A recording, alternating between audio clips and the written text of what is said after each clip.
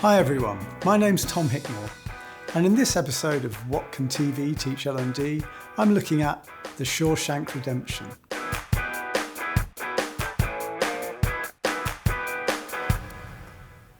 I make drama for learning, so I'm taking popular TV drama and looking at it with an analytical eye, asking, what can we learn from this that can be applied in the field of learning and development?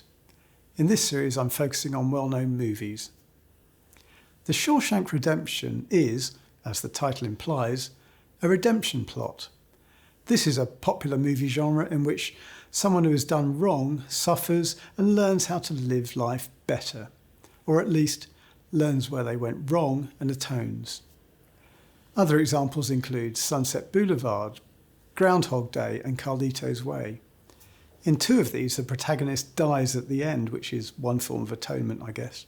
One of the reasons Shawshank is so successful is that it manages to get in all of the suffering and bad stuff that is essential to a redemption story, but it still delivers a happy ending.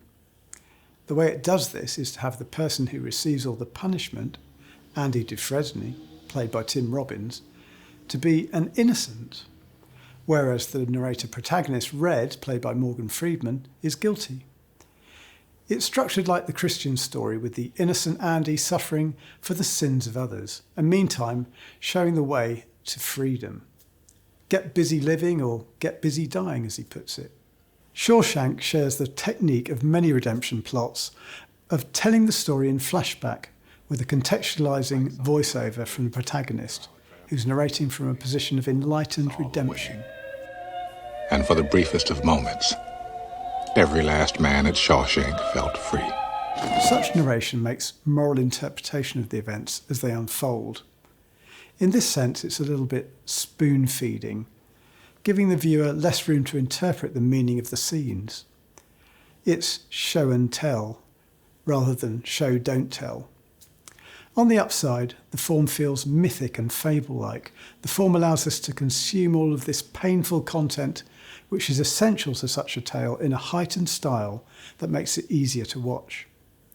This redemption plot form, discussing something bad that's happened, seen in flashback with a moral voiceover, is often used in learning and development because we're often telling cautionary moral tales. The narration allows us to comment on the story, and the flashback structure provides opportunities to compress the narrative. So what can we learn from this movie to help us write these pieces better? One thing to note is that each flashback scene in the movie has its own arc. Often when an inexperienced writer puts together a story with flashbacks, it can present it as this happened and then that happened, stringing together events in a way that merely illustrate how he got to the current situation. But just telling a story in terms of what happened is unlikely to be dramatic. In Shawshank, we see that each flashback scene has its own arc, meaning that the character has an emotional journey within each scene. Take a look at this clip, in which Andy realises he has a way to help a warden.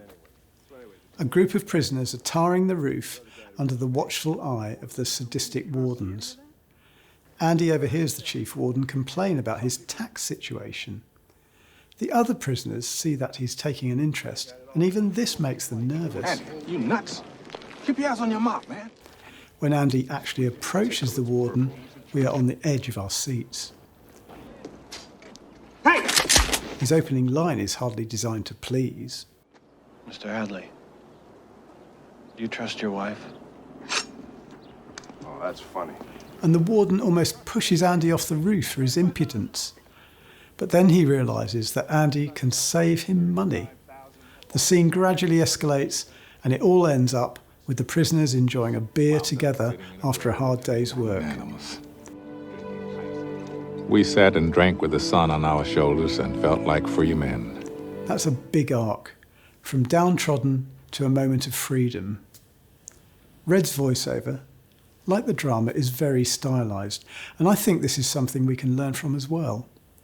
It's tempting in L&D to keep everything prosaic, because this is all about everyday working life. But I'd urge you to embrace the form.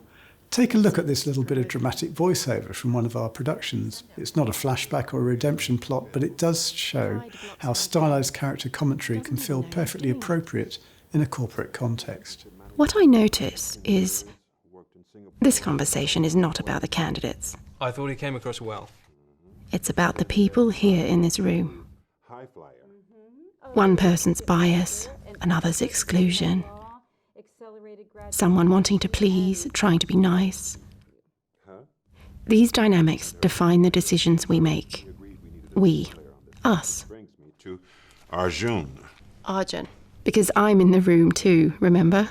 And I know my silence becomes part of the decision too. So ask me. I want to tell you. Ask me. Now that's the question. In summary, the lessons are, if you're writing a cautionary tale using flashbacks, it's probably a redemption story. In a redemption story, we need to see the lows to buy into the redemption, so don't hold back. When you write a flashback scene, try to give it a story arc.